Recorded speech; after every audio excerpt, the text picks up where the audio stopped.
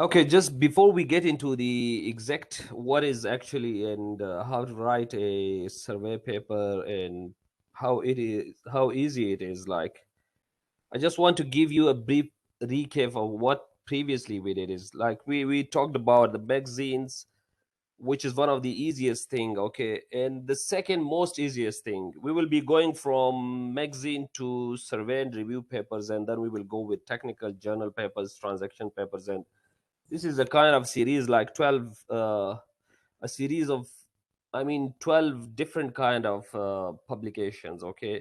The last we will be going how to go about a patent, actually, particularly the US patent publications, okay. uh Coming to simply that, do you all think that a survey paper worth or not, has certain worth or not? Any one of you, just to tell me, and this will also be creating a huge motivation for you people. So if I may ask you people whether a survey paper is good to go with and it has a certain worth or no, or it's just like kind of like collecting existing work. So what do you think of, all of you? I mean, anyone can answer.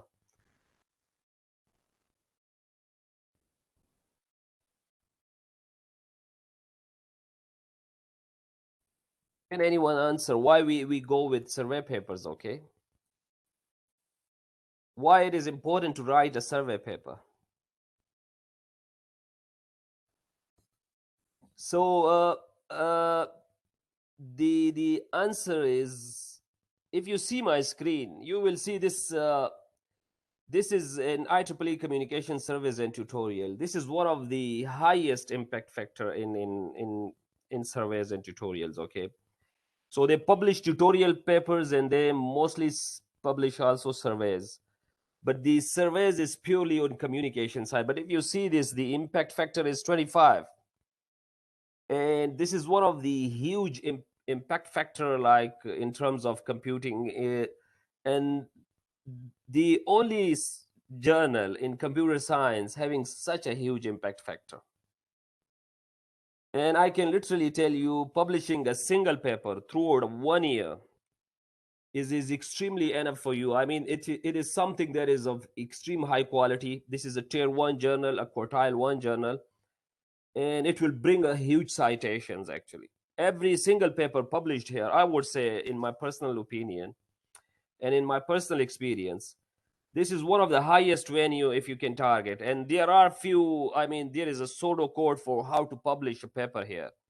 So there are few ingredients that you need to bring, and then your paper will be in a stage that you can publish. Otherwise, there is a huge competition, a huge competition.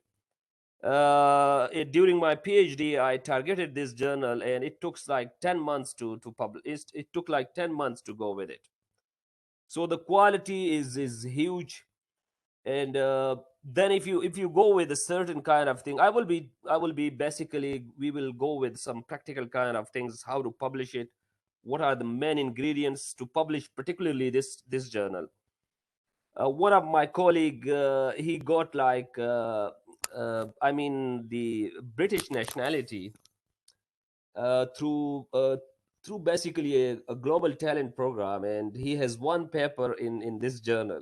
And I can literally tell you that he got around like 20-25% of like score due to just this one paper, because it is considered a huge contribution. And I would suggest you, every one of you, those who are in early career researchers, if you want to work in any area, maybe just like edge computing or fog computing or cloud computing, or maybe IoTs, industrial kind of IoTs, or any kind of or particular protocol, or a particular area like maybe machine learning in software defined networks, or machine learning in IoTs, a single paper in this area will be enough to give you a complete background, actually, a very huge background. For example, let's say, if I would say that, if you are going to to go with like a good understanding of, I mean, a very good understanding of any paper, in this area, you will see this paper. Let's say this is the paper, and then I would suggest you that this will collect so much huge and every kind of study, because it is not easy to publish here. So the minimum format is around 20-26 pages, and the references is around 140, 145 kind of, okay. So if you see the paper, you will see here that they collect a huge amount of information. It's not easy. Some of the ingredients I will be talking it, what exactly ingredients you need. So what do you need to publish here? So if I can tell you that if you can just write a formula, so the minimum formula to publish here is you need like 10, you need like 6 table of comparisons. That is must, that is the minimum amount, okay. So you will go with a huge comparison, at least at minimum 6 tables, okay. And 2 taxonometric classifications. So what is a taxonometric classification is, like, for example, I will show you what is a taxonomy actually in this, okay. So that is the second thing. And then the paper will have some of the best diagrams, apart from like comprehensively bringing like great comparisons, great taxonometric classifications, uh, and extremely well, like well kind of like explanation. And the English levels should be extremely huge. IEEE communication surveys and tutorials, that does not compromise on English. Actually, the English level must be very high. If you see like the one of the highest profile, like in Prof Abdullah Ghani, during like I mean those paper who published like in IEEE communication service tutorials, they got around thousands of citations, literally, okay. So publishing a single paper here will give you huge citations. And one of the most important aim of this workshop and to train our colleagues is, if you publish a one quality paper from this area, at least you will get like 100 plus citations, which is huge. Bringing international citations give you a huge worth of your university, and it gives a complete great exposure, great exposure of the university on the international level. And that's how you advertise your university. That's the way you advertise your university across the globe, okay. So now one of the reason that University Malaya is getting is I mean one of the University Malaya got like international recognition every year. Like previously it was 80 in QS ranking, it is going to like around 60, 67. The main reason behind is the number of citations actually. So while targeting actually the different kind of transaction papers, magazine papers, there are certain magazines which I talked previously in my magazine series, okay. Like IEEE Communication Magazine is a huge one, IEEE Network Magazine, IEEE Wireless Network is a huge magazine, okay. And they got huge citations. Uh, you can attract a huge amount of citation through publications in those venues, okay. But IEEE communication surveys and tutorial is a great area to target. So it can be targeted by early career researchers, and could be targeted by the people who are a bit in the mid career researchers. uh, if you see the ingredients in this in most of these things, so you will see like around, you see here, this is around 200 around 200 references. I told you I will be telling you more on detail how to target this journal. So there is a recipe, a very simple recipe, because I've been through like, I'm a proper reviewer of this journal, okay. So I know how to make a paper for this one, and what are the main ingredients to publish a paper here. If you are the insider, I a man who is insider can give you the exact information. So I'm basically an insider of this journal. That's why I will be sharing you something unique in this area, and any one of you can target this area, and getting like a 25 impact factor at least once a year is a huge contribution, is a huge contribution. I would say that if UMS is going to publish 3 papers in this journal per year, there will be a huge amount of citation and a huge international exposure, a huge international exposure. Okay, so one of this, I told you that one of the reason is why we're going to publish this is the reason actually. The main reason is citation, and then the second main reason is the number of impact factor actually. And why survey? Because survey gives you a huge background. You don't need to go. I mean, you don't need to go and read many things, rather than go and read one perfect area of one survey paper that gives you a huge exposure in that area. Okay, now coming to another area, that is Acm Computing Surveys. Okay, so the previous one which I talked about is the communication. It only target communication surveys. Okay, maybe there is they also publish like from networks, but mostly are communication papers. Keep in mind that these are not computation. Computing is something different than communication. So if you want to have like a kind of computational kind of papers like cloud computing, edge computing, large scale distributed computing, okay, so IoT computational paradigms, IIoT computational paradigms, okay, cyber physical systems kind of things. So not the communication side, but the computation side, you need to target, you need to target this area, okay. You need to target Acm Computing Surveys. So uh, you will see here, this is the impact factor is around 10, which is also huge. I mean, personally, I believe that any impact factor that goes beyond beyond 3 or 4, there is a huge impact factor actually, and it is around 10.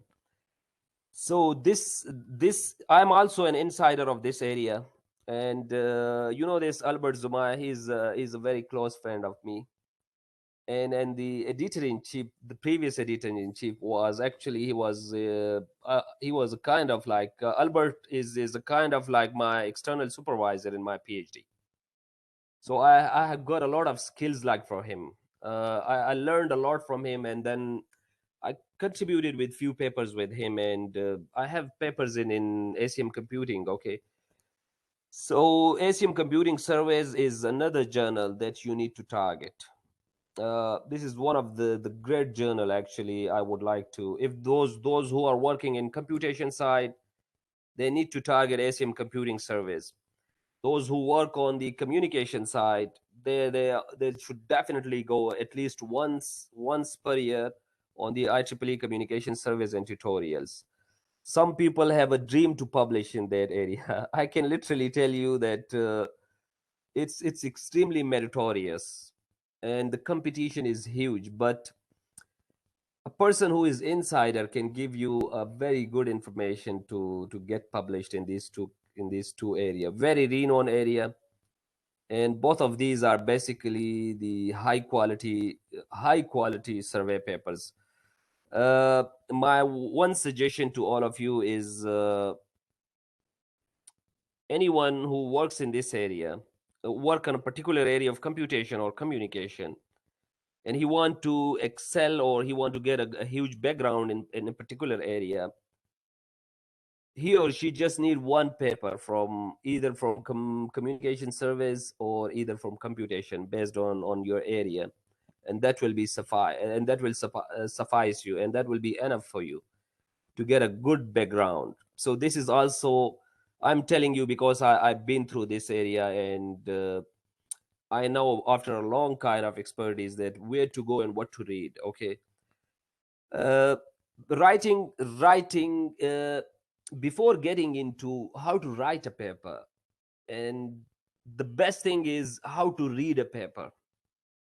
So okay, one very important thing is, if you don't know how to read a paper in 5 to 10 minutes, you will not be able to write a survey paper, because a survey paper needs huge efforts. But if you don't need how to read a paper in 10 minutes or you don't need to how to skim a paper or a scan a paper, and you don't need the exact areas, then you won't be able to. I can literally tell you that 1 month or maximum 3 weeks is enough for writing a survey paper. How many of you agree with me that writing a good survey paper only needs a maximum a month? How many of you?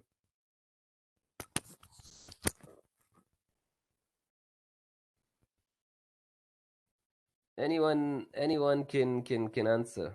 Is that enough, like to write a survey paper just in three weeks?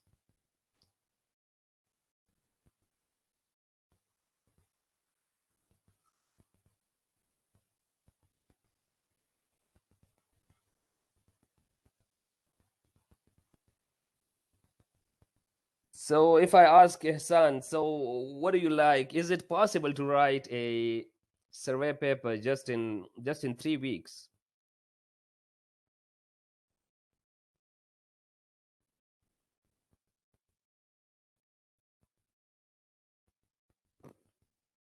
How many of you know how to read a paper?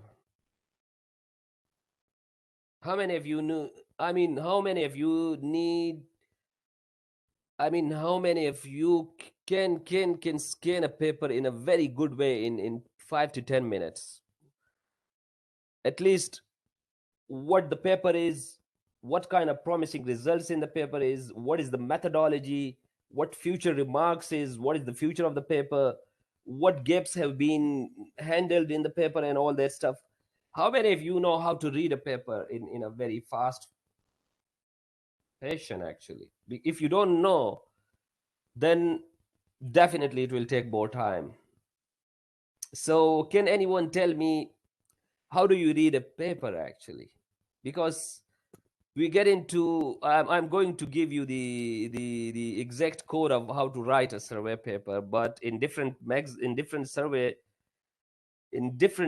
okay? But let me ask you, how do you read a paper actually? Because that is important. That is very important actually.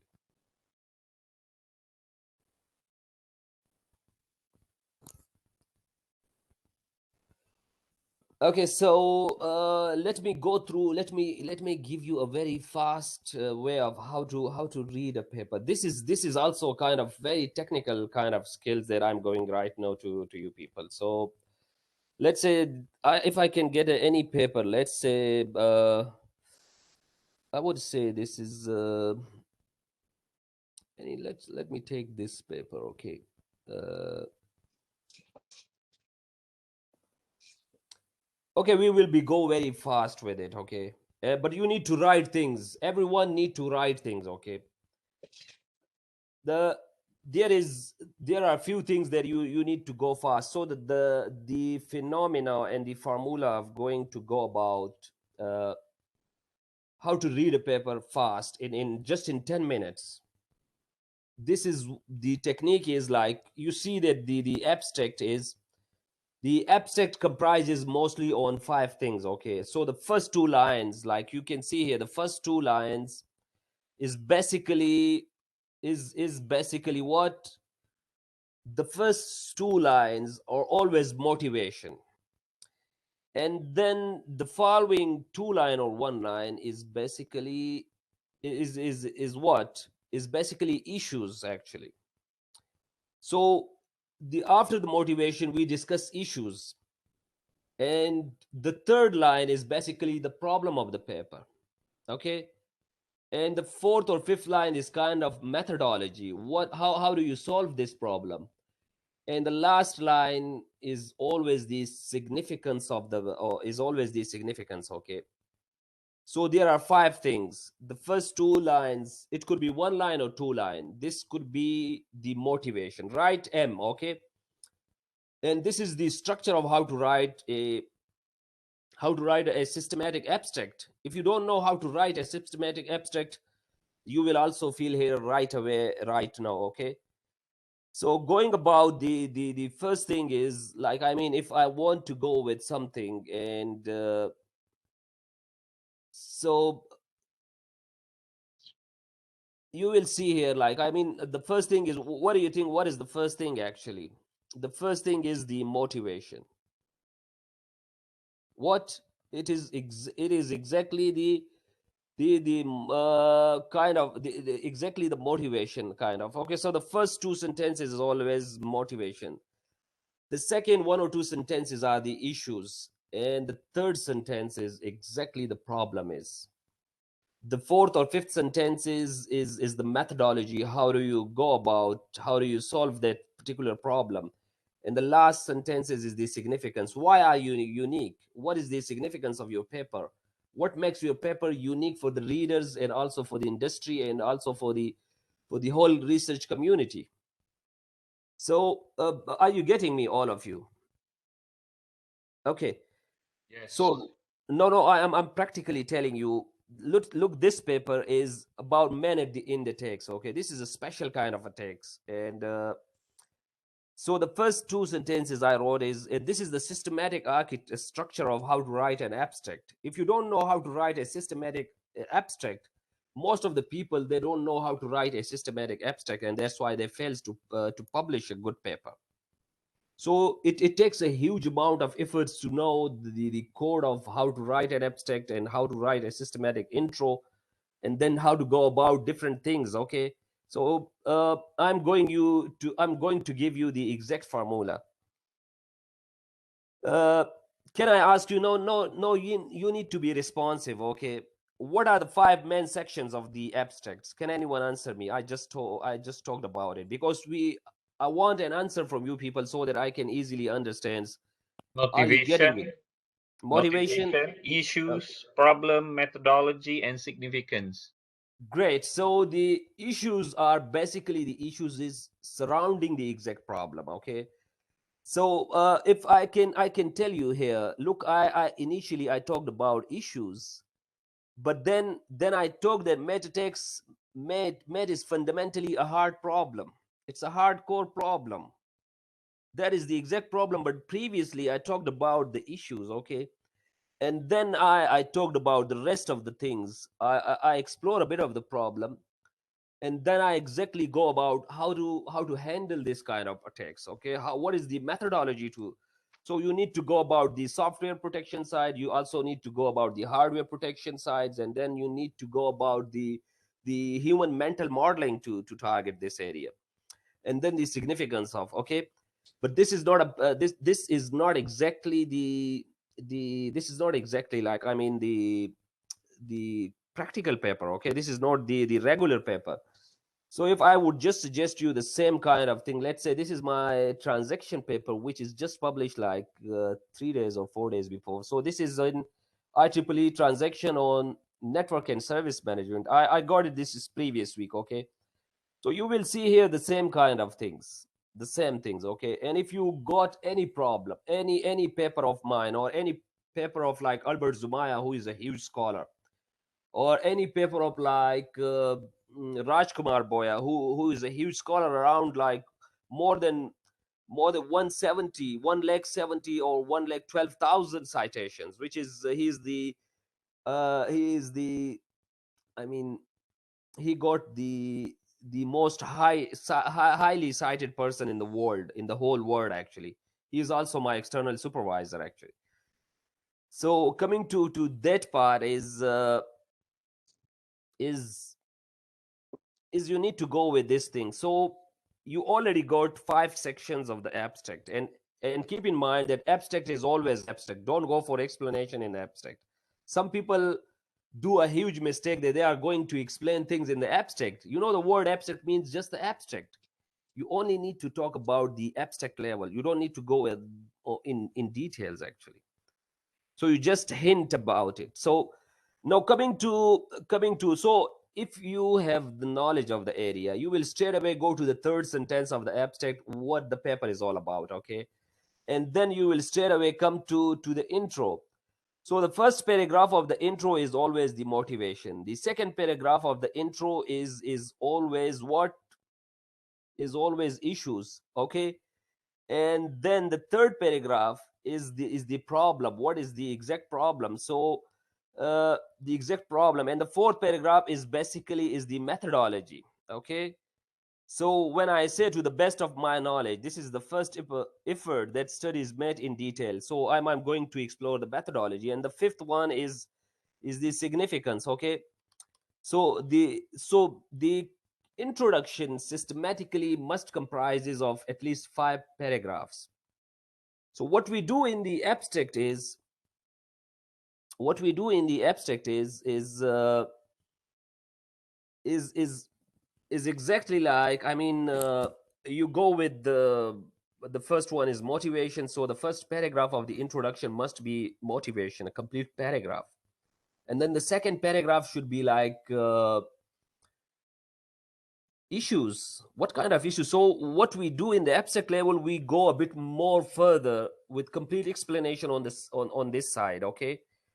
Abstract is always abstract, but intro is no in a bit more detail, not like the kind of abstract. The third paragraph will be your problem. Previously you hint the problem that met is a hard problem, but you here in this in the intro section you need to explore more on the problem so that the reader know. So if you want to go and read a paper, and you want to scan it in 10 minutes and you get the paper all done, you will straight away go to the third line of the paper. Okay. And then if you are more interested, you need to see the significance. If you get the significance, like, okay, this is a good paper, this has a huge contribution, it could be a great thing, then you straight away see the significance. Okay. And the second thing is you will go straight away to the intro third part for the explanation of the problem, and also on the methodology. So these things are very important to know, that how to scan it. If I'm going to scan it, believe me, it takes like 7 to 8 minutes to scan the complete paper. And I can literally observe that uh, how important this paper is, how significant this paper is. And if it attracts to me, I will definitely cite it, and I will definitely extract some great information from this one. Okay, I will bring one of my own table, how to go, because a survey paper always needs some good technique to write about it. But one of the most important critical factor is how to read the paper. And if you know this technique, okay, so if I go like with this paper, the one I just show you, what the one this is my own paper. So if I'm going to go it, I will go to the third part. Okay, the titles is clear. See the problem, and then the third paragraph. Okay, I will see in 1 or 2 minutes what is the third paragraph, and then I can see in the fourth paragraph the methodology and the significance. Okay, if it is good, significant, great results, promising results, the claims are good, everything is good, then I will straight away go and read about it. So after this one, I will straight away go to the methodology section. Okay, and then the results and discussions, and finally the conclusion and future remarks. So the ingredients of reading a paper is the third or the fourth line of the abstract, the third paragraph of the each paper, which is usually the problem. Okay, and the fourth one, if you if the claims are good, okay, if the author says that they have a promising results, then you straight away go to the methodology section, see the results, the claims are okay or no, and then finally you go with the conclusion and the future remarks. Why future remarks are very important, can I ask you?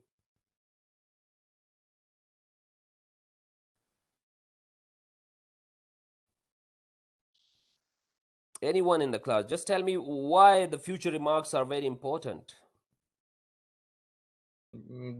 That's the gap that can be worked by Okay, others. great. So for the if you want to have a good survey paper, and where I will be going to give you the table of the formula table of how to collect things from each paper, we only need 12 parameters to extract from basically any survey paper, to bring your own paper, to write your own paper. We only need 12 different parameters. Okay, you don't need to read the whole paper, because the whole paper will take a lot of time actually.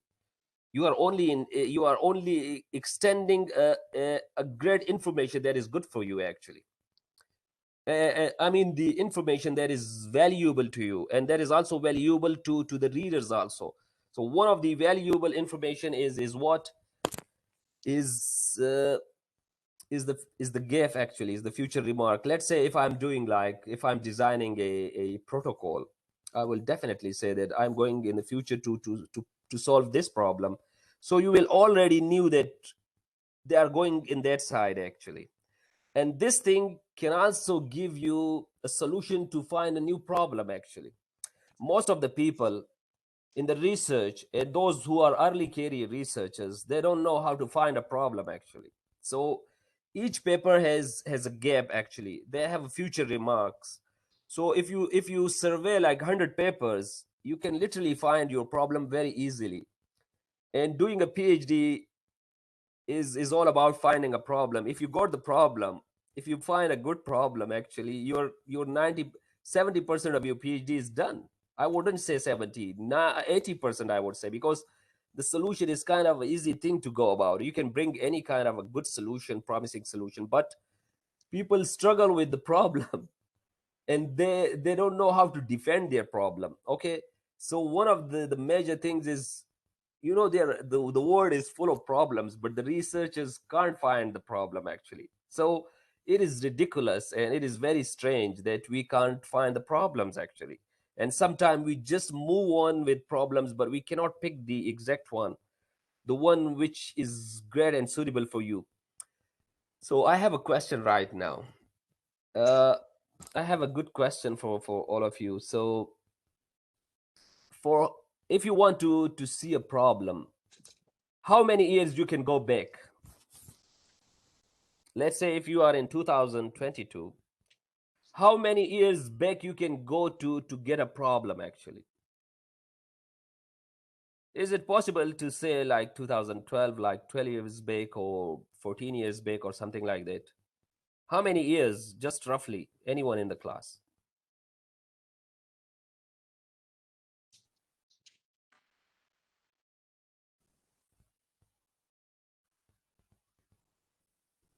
So I can't hear you, Ehsan. How many years, roughly? Anyone in the class? So the answer is we can maximum go back for 3 years. Okay. So if you want to get a problem from in 2022, you cannot go beyond 19. Okay. If you go beyond 19 and taking your problem from 12 from 2012 or 15, there will be a huge work on that area, and that problem will not be new, actually. And if the problem is not new, it will cause you a huge difficulty. And the second thing is, you cannot take problem from a paper who has less citations. For example, let's say a paper with 3 citations maximum, because that problem is not well defined, actually. There was a PhD, there was a person who is going to defend his PhD, and when he came for the final defense after 6 years of PhD, and I just asked that the best paper from where you got the problem is only cited twice. How come? So she told me that my problem is so unique that nobody has worked on this one. So I just answer, it's ridiculous. Your problem is not even a problem. You took it from a paper which is not even authentic. People work on a problem huge in the researchers. I just asked her that, do you think that the rest of the researchers around the globe are sleeping and you are the only one like awake to work on it? And she didn't give answer. And my second question is, when I ask her that, look, your assumptions were wrong, because you see, because her assumptions was like anyone can see the privacy, which is not valid. There is always a service level agreement that few people can see the privacy of someone. Or if you want to execute any application on my phone, you need to ask my permission. If you are going to execute any application inside it, you need my permission, actually. And she was telling that we can execute it without users permissions, actually. So the assumptions were wrong. So when I ask her, if you think that the sun rises from the east, you can say in research, in research you can say anything, it is research. Okay. but then you have to prove it with two ways, either quantitatively or qualitatively. So when I asked her, can you prove your assumptions quantitatively, she told me no. And then I asked her, can you prove your assumptions qualitatively, she no. And believe me, after 6 years she failed the viva. The Just because she stuck with my questions, and then she took like 30 minutes off, and she told to the whole uh, to the whole people, I mean to the whole committee of the PhD, that she want 30 minutes to because she got a lot of pressurized. And I was thinking that the supervisor has misled her for 6 years. How come that is possible? Okay, so what I'm telling you, that you need to be very careful what exactly you are reading actually, and how much time you need to spend on a paper. That's very important. Okay.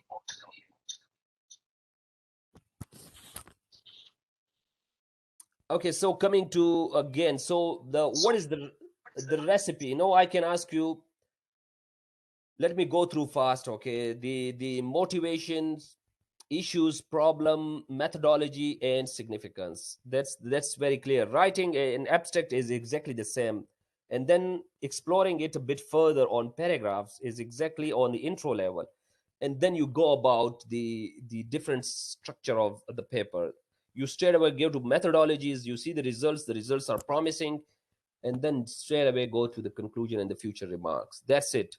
So it will maximum take no more than 10 to 15 minutes, no more, literally no more, 10 to maximum 15 minutes. So if like that is the case, like 15 minutes, okay, so if you dedicate for your research maybe 2 hours a day, you have to do that. Maybe 2 hours the whole 24 hours, okay. And those, especially those people who are doing PhD, they can at least give like 2 to 3 hours per day, okay. So you can read the minimum 8 papers, okay, the minimum 8.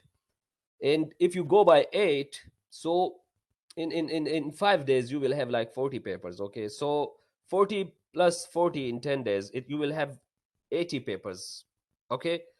And then you put like 5 more, so you will have like around 120 papers. A good paper, a good survey paper with complete analysis cannot go beyond 120.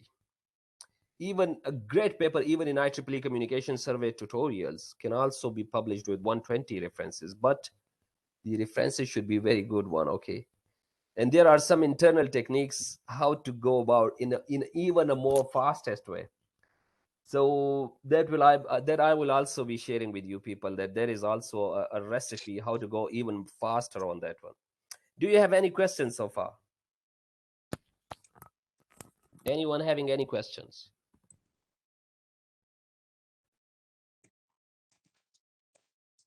Okay, so those who work with the both computer networks, or just network side and its application side, the paper which I'm going to the paper, this paper which I already share with you, this is published in Journal of Network and Computer Applications. This is also a very good journal, a very very good journal, okay. So a very latest paper which I just published like a bit earlier, that is about, this is the paper which is uh, the fake news outbreak 2021, can we stop the viral speed, okay. So this is also, I have around 5 to 6 papers in this journal, just the survey kind of. There are many I mean regular papers, technical papers, but survey papers also, because this is also a tier 1 journal, having very good impact factor and kind of very easy to go with. So uh, my question is, previously I talked about you the taxonometric classification. You see you see these tables, okay. These tables are very important. So I told you the minimum tables for a survey papers is 6. It start with 6 tables, okay, 6 table of huge comparison. So in this case you will see this is the paper, and this is what I meant. This is basically the taxonomy, okay. So taxonomy is basically the structure of how do you structure something actually. Let's say the fake news is usually how many kinds of fake news and how many approaches are used. So there is a hybrid approach, okay, and then there is account based approaches, so all these approaches, and then there is a context based, okay, content based approaches, text categorization.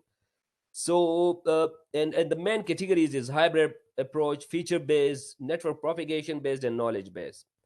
So the knowledge base is further divided into semantic and info retrieval, and the network propagation base is group based and neighbor based. Okay, so what do I mean by a taxonomy?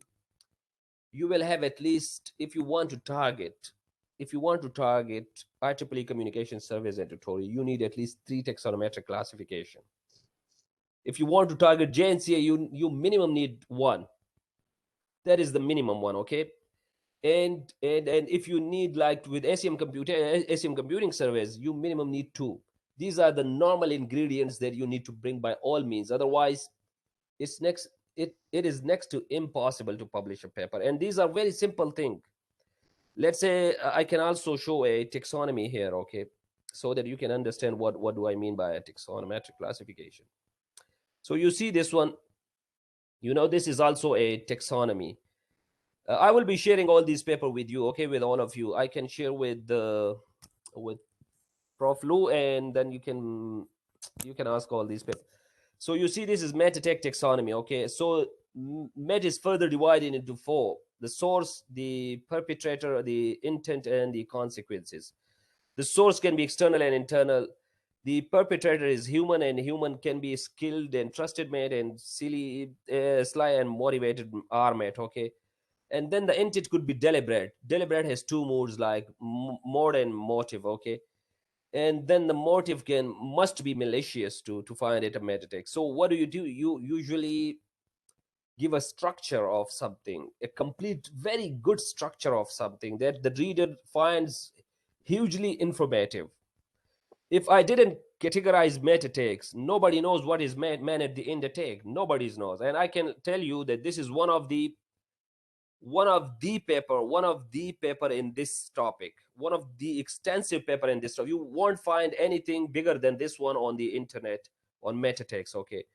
And if you see here, like, I mean, if you see, like, if you just write my name and you go with my Google Scholar, and you see this one is having, like, for example, let's say this is meta text, okay, and the number of citations is 88, and you go with my magazine, so it is 196, okay. So with all these my papers with the first authorship, they got huge citations, huge. Getting 100 citations or 200 or even 1,000 can give you a great international exposure. Great international exposure. Okay.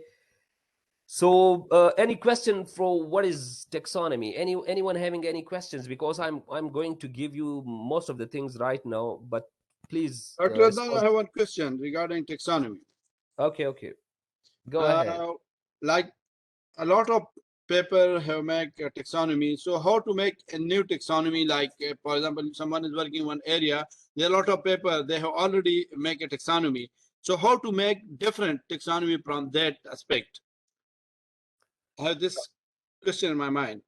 Okay, so it's a great question actually. So usually when the topic is entirely new, you won't find existing taxonomy. But if you have, like, the topic is somehow existed, let's say someone has written a survey paper on machine learning, actually, okay, on machine learning. So Yes. the machine learning taxonomy can start with the machine learning, and then the classical machine learning, okay, the shallow algorithms, and then the shallow algorithms can further divide. Then the second step, it could be deep learning, and the third step could be like reinforcement learning, and then can be collaborative learning. So if the existing things are there, you can come up with the same existing part, but with the passage of time, you are writing a paper, there must be at least 2 to 3 legs of the paper, 2 to 3 legs of the taxonomy entirely new. For example, a new launch is collaborative learning, and a very new launch is federated learning, and then a very new launch is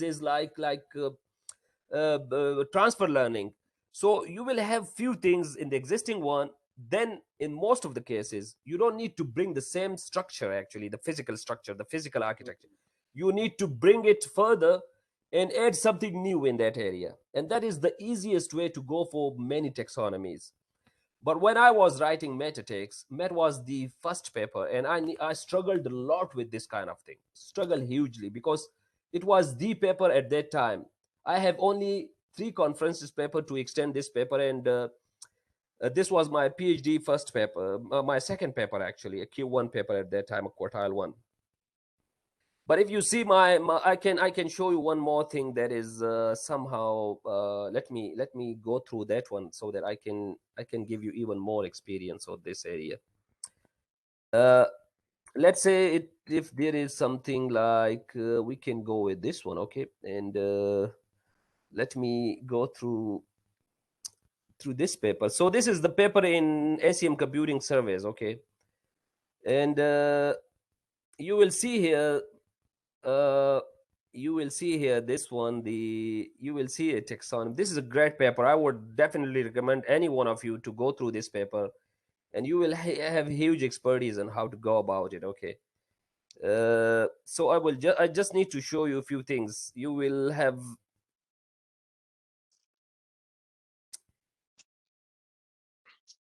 okay, so you can see this one. This is also a very simple kind of structures I have brought to you, okay.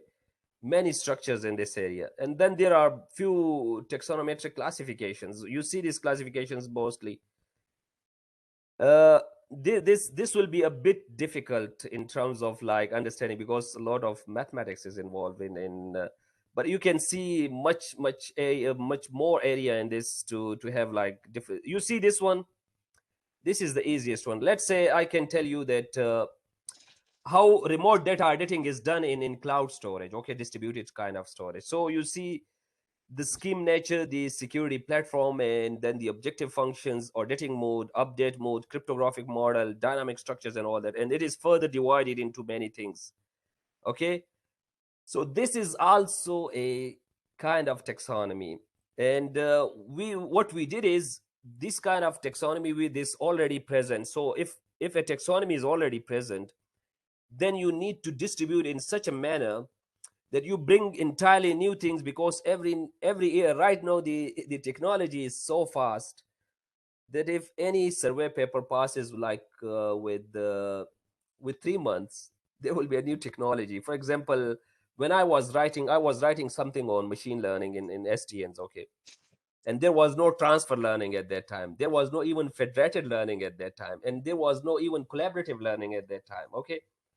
And right now I'm working with reinforcement learning. So one part of the reinforcement learning needs entirely new thing. I can tell you Q learning is from huge, but Q special learning is right very new. So things are changing very fast, so you need to change the structure and bring the new things and add it, because we need something up to date. Every survey must be very well up to date, okay. uh, any questions from the audience? Any questions so far?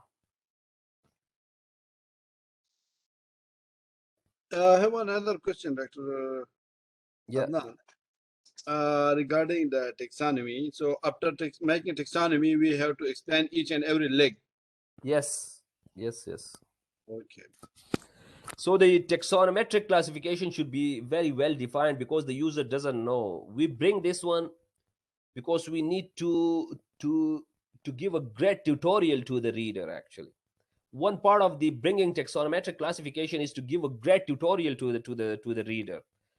So if you see my all papers, let's say there will always a taxonomy. If you write a tutorial paper, if you write a survey paper, and if you write a review paper, you must bring taxonometric classifications. Those who are very well known of this area, who are good at writing these areas, then you must be you definitely go with these things. Like, okay, so one of the main ingredient is what is to bring a taxonomy. Let me give you another example which I just came to mind. So if you go with this one, and one of my initial paper that I published in my PhD was a kind of a magazine paper. Okay, so I will just use, so this is an IEEE communication magazine, and you see this one is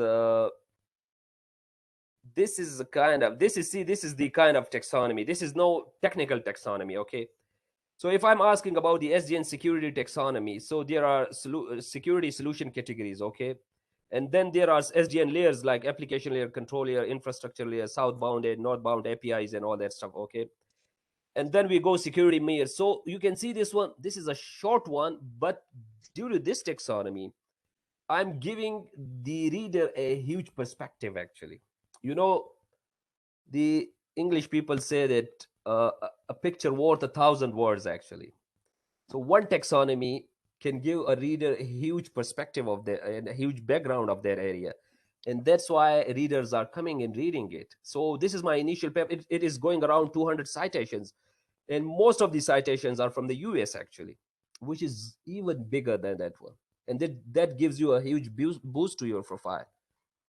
Getting citation from the international people is something I'm advertising myself, and with myself I'm advertising my university actually. So I'm a huge advertiser of the university actually.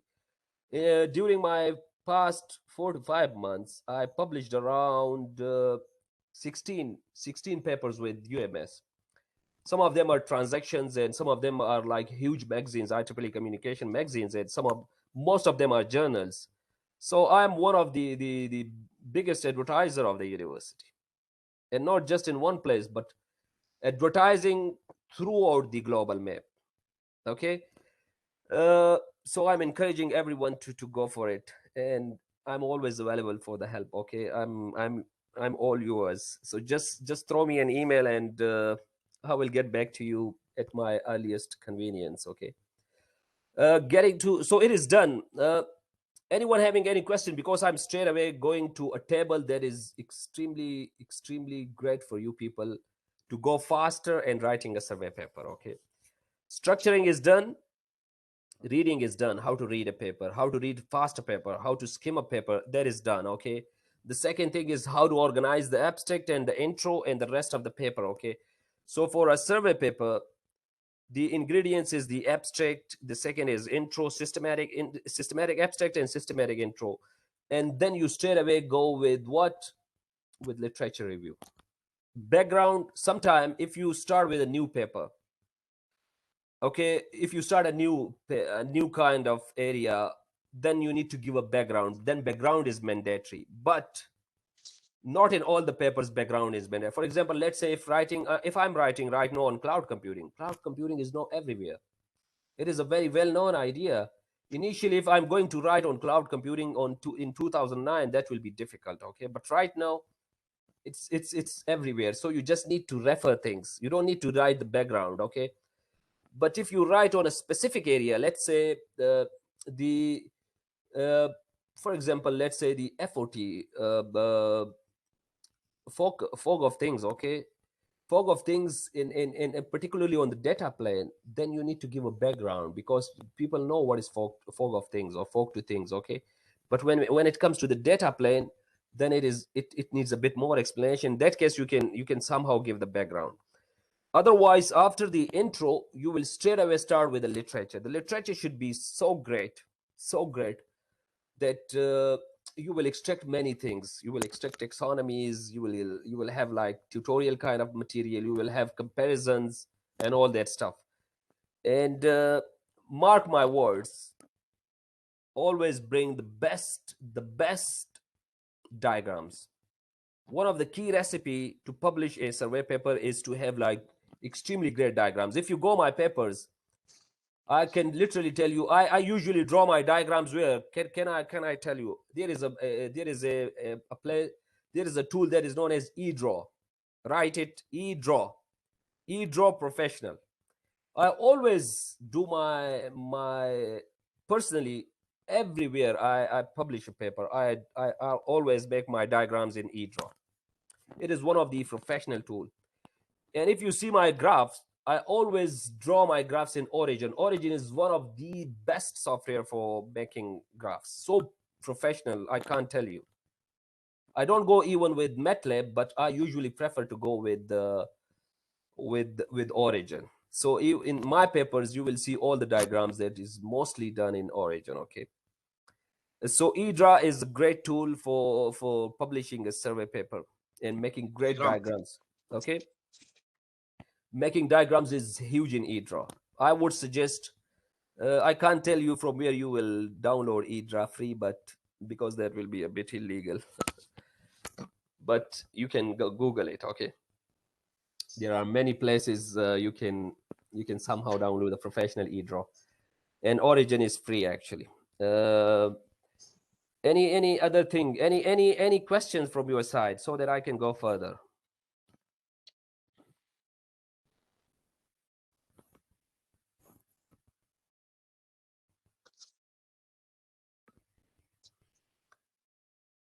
Okay, now the things are done, the structure is done, targeting is done. Survey paper, sometime a simple survey paper maybe comprises of like 10 pages, sometime it is a bit more. Depends on how great you are about how to write it and where to target it. A good paper targeting like the IEEE communication surveys and tutorials will take like around 19 pages. Acm Computer is the same. Okay, though those two are the highly competitors, one on the communication side and the other one on computing side. But a normal journals like JNCA, you can write any kind of paper, maybe 10 pages, 15 pages, as long as the area is new, then it is great. Those who are PhD students, like I can see many people who are in their PhDs or master students. Okay, so I would recommend to start with a review paper and a survey papers to start your PhD, and you must publish it because it will give you a huge kind of, and you can finally make a literature review chapter. You know, in the PhD thesis, the second chapter is basically literature review. So you can just make that published paper as your second chapter actually. And writing a review or a survey paper will give you huge exposure on how to go further on it, how to streamline these solutions. When I was doing my PhD in software defined networks, my first review paper, uh, I would say the second review paper, secure and dependable software defined networks, and I found all the gaps both on the solution sides, and I know my problem from that area. Okay, so I get to like 99% what new I have to bring to do my PhD. So it will make things very easy for you people, extremely and super easy. Now coming to the thing that how do you scan things and what 12 ingredients you need to bring out of any paper. Okay, that's the first thing. Okay, so come, I will take you to let's see this to the table. Okay, so you need to write all these things. Okay, so the first thing is problem actually. Okay, so what is the problem? Okay, so I told you where you will find the problem. Any one of you, please answer me where you will find the problem and how fast it is.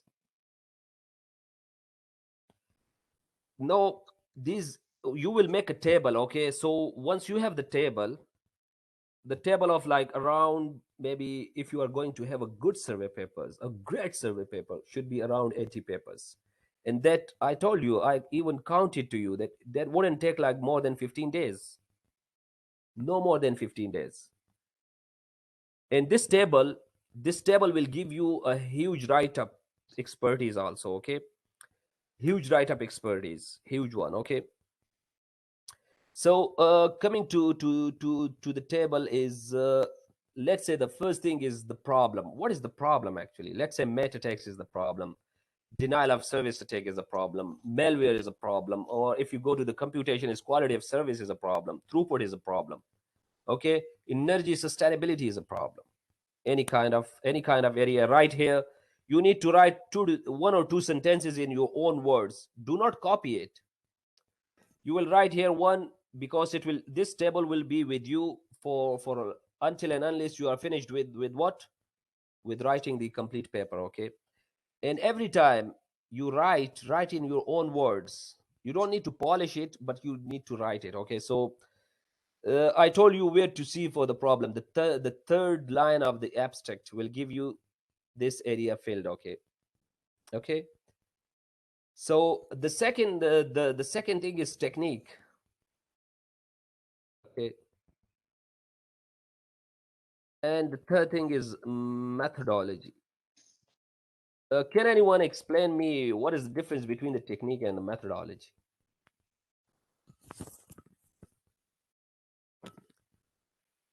Can anyone tell me what is the difference between the technique, the methodology?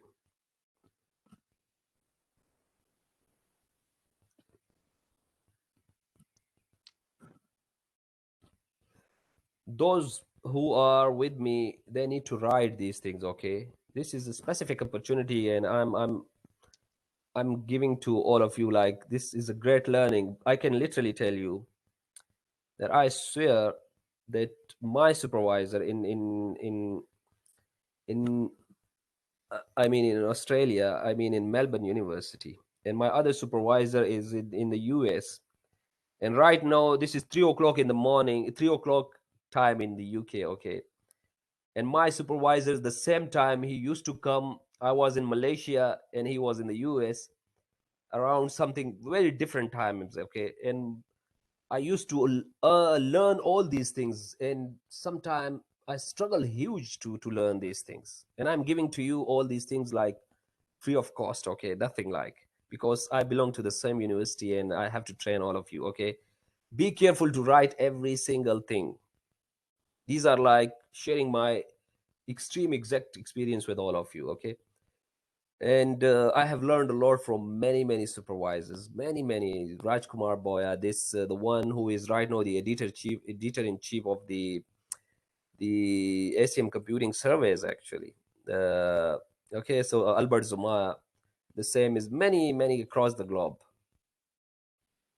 So coming to this area is okay. What is the technique? What kind of technique has been used to solve the problem if it is a regular paper? Okay.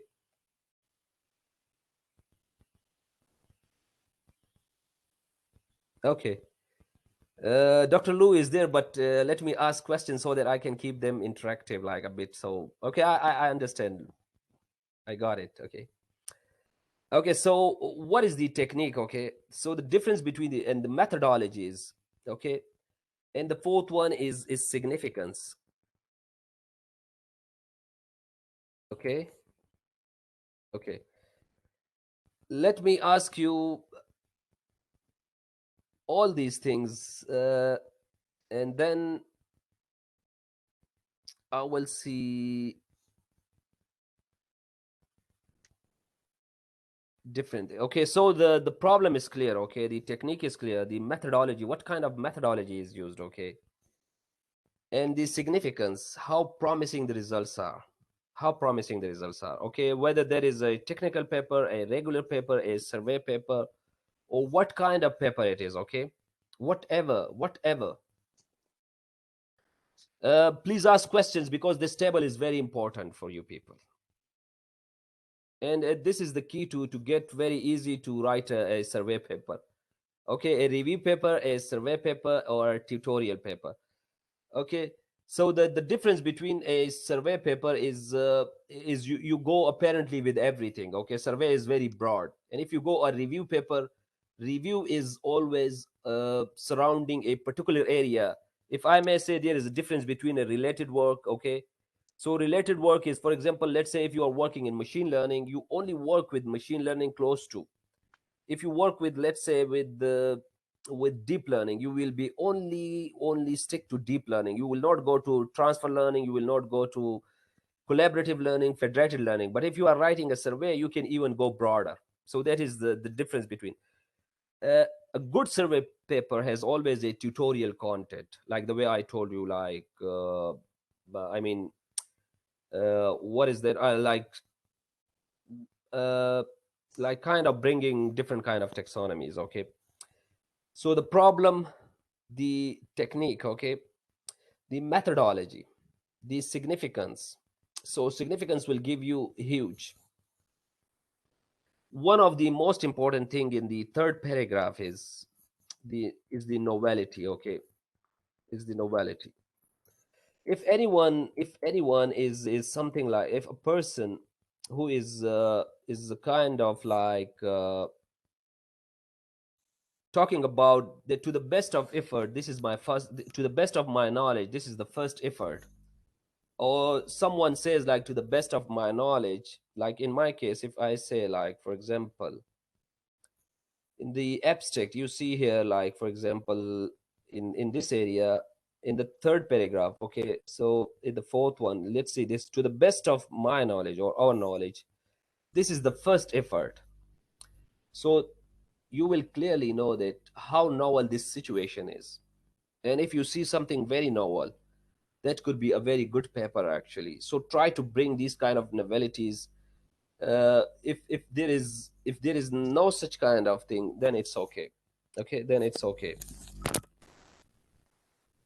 Okay, no, these things are very clear. Anywhere you find a question, you need to raise your question. Okay, the fourth one is comparison. Okay, comparison among the techniques. Comparison among the techniques is very important. Let me give you a practical example of one of my paper. Okay, so if you go like if you go here, and then let me give you a very good example so that you know. So I'm giving you examples from my own papers because you will know that how you will go about it. Okay, so let me go with the secure and dependable software defined networks. Okay, let's go fast. You see, this is the paper. Okay, and then you will come here and I can show you this is also taxonomy. Okay, all these papers are available on my profile. Anyone can go in and see. Okay,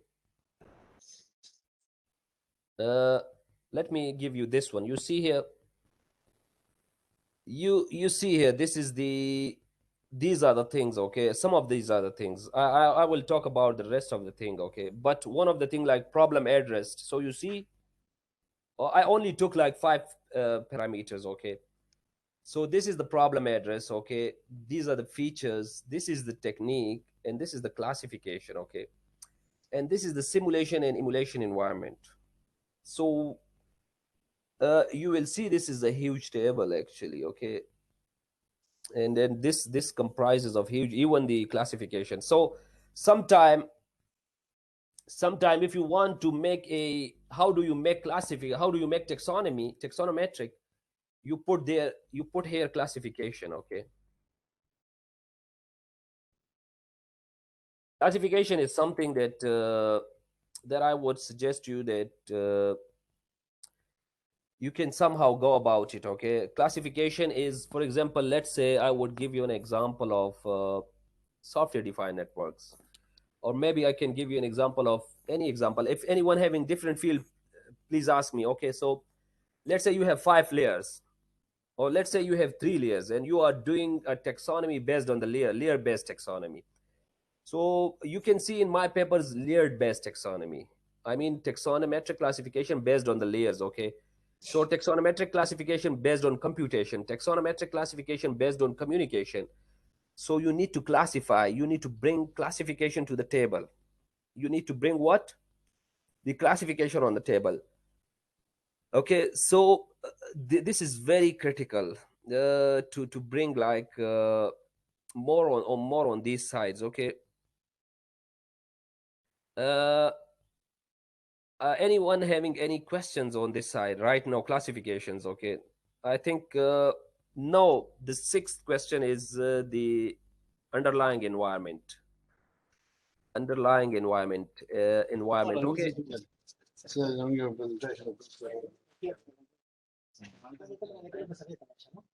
okay, so the underlying environment is what?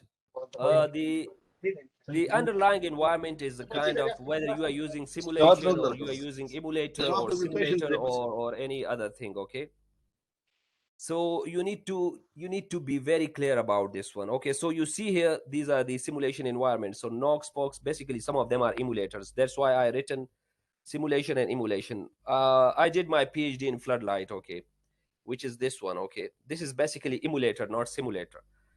So you can write all these things, but you see, when I make my own table, I basically draw at least 6 to 7 tables from one of my table with different dimensions. So you will see a lot of tables. You can see this table. Okay, you can see this one. This one is a great table. Okay, and then you can bring these kind of tables to your paper. So the more tables, the more great diagrams, the more taxonometric classifications will give you a huge boost in this area. You see this one, this after a good effort to bring, like, let's say this is a fresco, is basically a technique, so it works on the application layer. It can also be implemented on the northbound APIs. It can also be on the southbound APIs, and it cannot work on the data layers. Okay, so why I did this one, because I have a very good knowledge after reading many things. Okay, coming to this area. Okay, so I told you that the underlying environment could be what? Could be your simulation or emulation and all that stuff. Okay, and this comparison parameter is clear, that comparison should be made on different things. Okay, like for example, if you're going to do comparison with the with different parameters, maybe for example, let's say you are going to design an intrusion detection system, so you will have 6 to 7 parameters: detection accuracy, false positive rates, false negatives rate, recall, precision, and all that stuff. So you need to draw a very good comparison. You will write here, this is possible, this is not possible. Okay, so when you write all these things here, you can make a complete table of just comparison. And if you go with good classification, it will also give you a very good table, a very good table. If you also want to bring a new table of underlying environments, you can also bring one complete table of underlying environments even. Okay, and then you just write the technique and then the underlying environments, and then you can classify it on different layers. So bringing tables is quite easy. uh, let me tell you one thing, that all of you who have like a good problem solving skills, then you need to solve a table from different perspective, actually, from layer based, from simulation environment based, from classification based, from features based. Okay, so you can do a lot. Okay, so this table is giving you like many kind of great things. Okay, one of the thing is features. Okay, what are the main features? What kind of features are you bringing in? What is the exact features of the technique? Or, but for example, let's say every technique has certain great features promising. Okay, now coming to when we talk about the features, you go the promising features. Okay, and then you go with what? The limitations. The limitations. Okay, let me do it a bit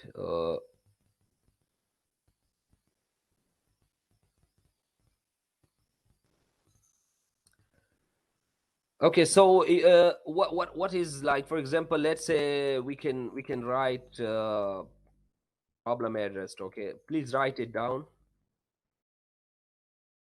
So the two is like technique. Okay, technique, what techniques are used? This is very important. Okay, the third one is methodology. I told you the difference between the methodology and the technique. So the methodology is the overall method. Okay, so methodology could be like what is your frame of work. Okay, so the complete framework. Okay, so what is the significance of the? So the significance is two. If you are talking about the technique, you must have some significance. If you're talking about the methodology, for example, let's say you want to bring something, you want to implement something for the IoTs. Okay, and you implement something on the control plane or on the centralized mechanism, so you don't put like burden on the end devices of the resource constrained IoT devices. So you also have significance with methodology, you also have significance with technique. So you need to think aloud a bit more on that side. Okay, what is the novelty? I talked about you. What is the novelty? Okay, what is the exact novelty? So and the fourth one is the classification.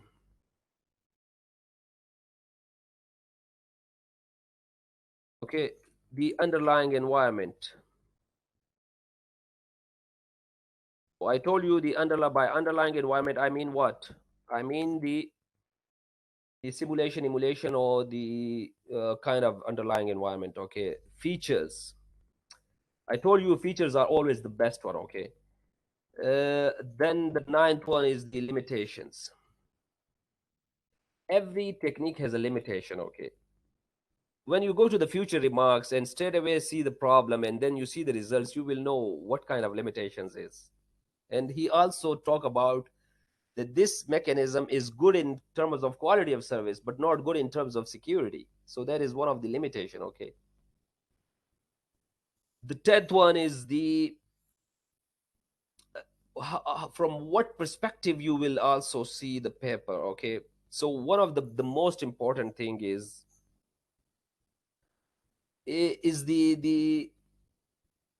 the future applicability of the paper. Okay.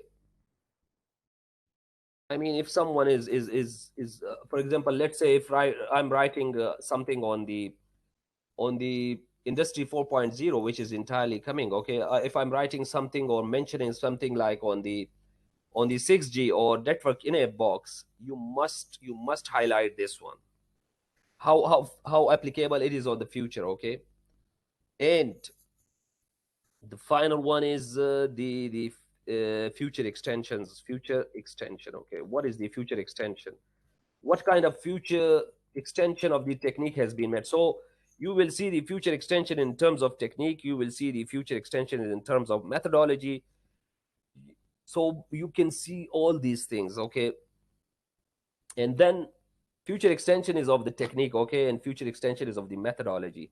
And finally, the future remarks. Okay, so future remarks, the difference between the two is the difference between the future remarks and the future extension is future extension is of the technique. Okay, how you can extend the technique further. For example, let's say I'm doing deep learning and I'm making a new ensemble mechanism like from CNN and LSTM kind of. What new mechanism can I bring? For example, let's say with the CNN 2D. I mean, CNN 2D could be a 3D. Okay, and then if I'm going to bring a new layer of CNN, for example, let's say many new layers, I mean a lot. So I have to write that how can I extend the existing architecture. Okay, the same is the methodology, how I can extend the methodology. So it is purely on the technique. And if you know this area, you can solve your problem like this one. Solving a PhD won't be a problem. To me, doing a PhD is I wouldn't go so far to say like for me doing a PhD is now a matter of like 2 to 3 weeks, but for you people it will be like years. Okay, because I've been in this field and now I have graduated. I have around 2 to 3 PhD students almost. They are going to graduate. They have already finalized the thesis. Okay, many students already done. So, but for you, I can give you a small hint. Study the techniques and see the extension of a technique. For example, they always talk about a different kind of mechanism. You can make a hybrid mechanism, you can make an ensemble, and you can bring something new that will be entirely new in that area. You can see my papers. Every new paper will be entirely new with a new algorithm actually, and that new algorithm won't exist in the literature, any new paper. So if you just go with one of my latest paper, like the one in on network function virtualization, you will see that will be entirely new, totally new. Okay, so the future remarks is different. Okay, what you will be doing in the future, what pattern you are going to follow, what exactly area you will. For example, let's say in my future remarks, I'm telling that I'm going to extend these techniques to volunteer computing. I'm going to extend these techniques to Android based computing. I'm going to extend these techniques to the emerging IoT clouds, IoT based clouds or IIoTs. Okay, So that is my future. That is also great for me. That will also give me a full new direction to work on. So people usually go for attending different kind of conferences, different kind of talks, so that they can bring something new in that area. And then for the paper, you must go with future remarks. That's it for from my side. These things are very important. The one I told you, make a table. Uh, I have another table which is huge, but I just couldn't find it with my current resources because I have an external hard disk, which is two TB hard disk, and I have no access right now. So I couldn't get that one. But during my PhD, I have designed a specific table, and that gives me huge. But you can write these 10 mechanisms and then the tables, and every time you go through a paper, you need to scan these parameters, and you have to scan it just in 15 minutes. Okay, I told you, you will particularly go about things, problem, okay, methodology, significance of the methodology, the shortcomings of the problem, features, the classification of the problem, and then the future limitations, the strengths of the techniques, the strength of the methodology. Okay, so when I talk about the futures, you should write about the you should write two things. Okay, when I talk about here like the features, so you should write the strengths. Okay, the strengths of the methodology and the technique, of the methodology and the technique. Okay, I told you these are two things. Okay, so this thing will make you very easy, kind of very easy to go with. Writing a paper will be super simple for you people. Okay, okay, anyone having any questions? Thank you, Dr. Adnan. There is Yeah. one question in the chat box. For taxonomy figure, do we have to just put the main branch or point or include the sub branches, including the attribute or example of each? So the you need to go with complete tree kind of structure. Okay, so the roots with the stem with all branches. Actually, that is a complete kind of taxonomy. Taxonomy is quite easy if you go with the good knowledge. Okay, so if you have those who are entirely new in the research, always start with a white paper and then straight away come to the review or survey paper, and that will give you a complete background in that area. Then you don't need to read many papers. One or two papers, one paper from IEEE Communication Service and tutorial is far enough. Okay, for all of you. And one white paper.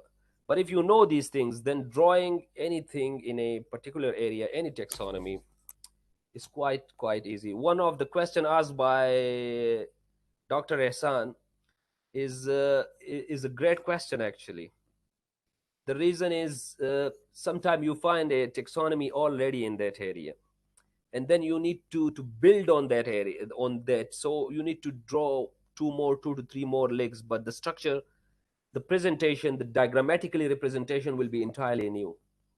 So there is some part of this is like making artistic work. You need to be a good artist to publish survey papers also.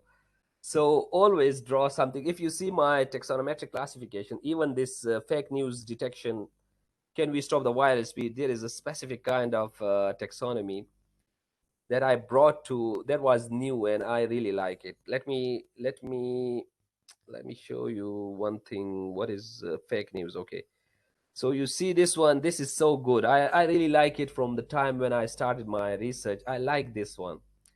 So I go with this one. I really liked it. So there are different kind of taxonometric classifications in eDraw. There is already taxonomy. A lot of taxonomy is built. So you need just to draw it. You just need to know how to put it. Okay. Any other questions from the audience?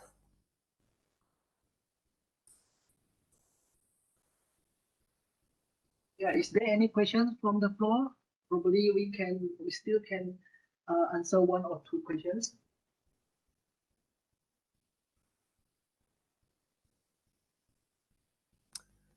Don't be shy, ask questions.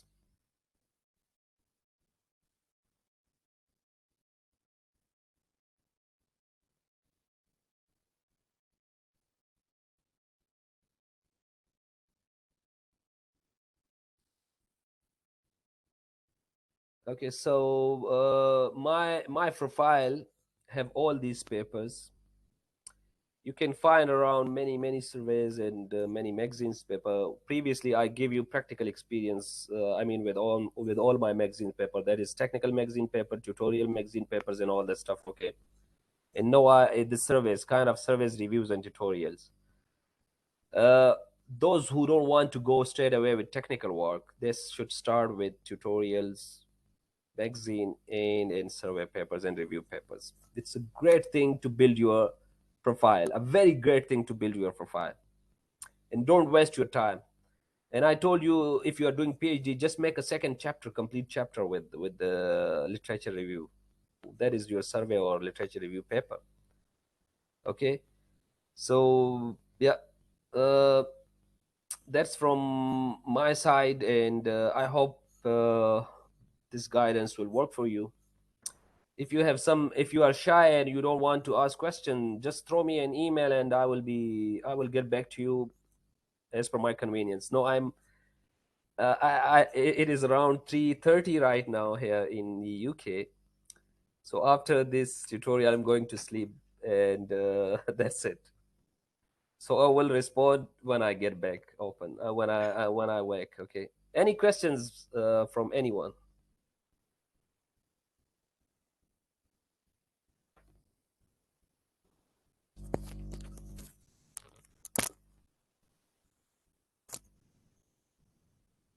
So Doctor, I think there's no any questions from them. So probably if you have any question, you can always email, okay, and drop your questions to Dr. Adnan through email as well. Okay. So I think with that, okay, on behalf of our faculty, we would like to thank Dr. Adnan for your sharing about the knowledge and experience in writing the high impact reviews paper. Okay, so I think we end the sessions today and have a nice day all.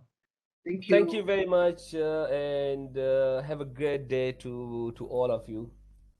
I'm extremely grateful for being so nice and great audience. Thank you very much. It's a pleasure to have all of you. Thank you very much. Thank you, Dr. Anand. Bye bye. Cheers.